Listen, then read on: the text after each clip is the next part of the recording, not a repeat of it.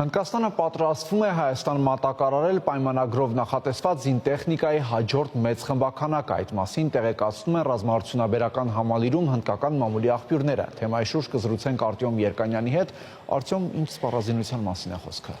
Հնդկական Indian Aerospace Defense News պարբերականը գրում է, որ արդեն հուլիսին Հնդկաստանը Հայաստան կհասցնի Ակաշ տեսակի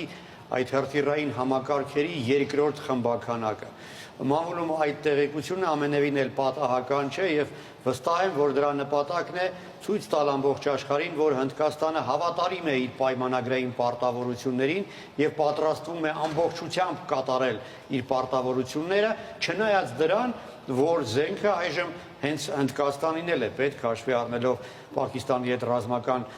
այդ բախման զարգանալու հեռանկարը։ Այսինքն այս տեղեկությունը այսպես ուշագրավ է հաշվի առնելով այն, որ որոշ մեր գործընկերները չեն կարողանում կատարել իրենց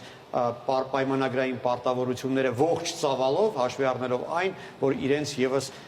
զենք է անհրաժեշտ։ Հիշեցնեմ, Ակաշ տեսակի այդ հրթիռների առաջին խմբաքանակը անցած տարվա նոյեմբերին էր Հնդկաստանը մատակարարել, իսկ ըստ ոչ պաշտոնական աղբյուրներից ստացված տեղեկության համաձայն 22 թվականին էր ստորագրվել պայմանագիրը, որի համաձայն Հնդկաստանը Հայաստանին կմատակարարի 15 ահա այդպիսի համակարգեր։ Դա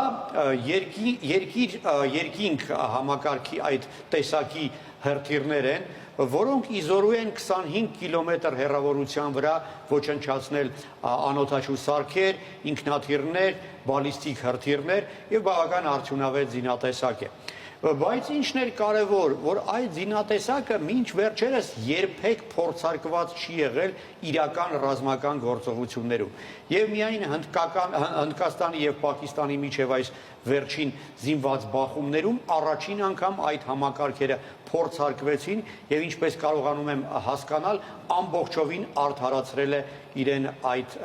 տեսակը, այդ զինատեսակը։ Հավելեն դեպս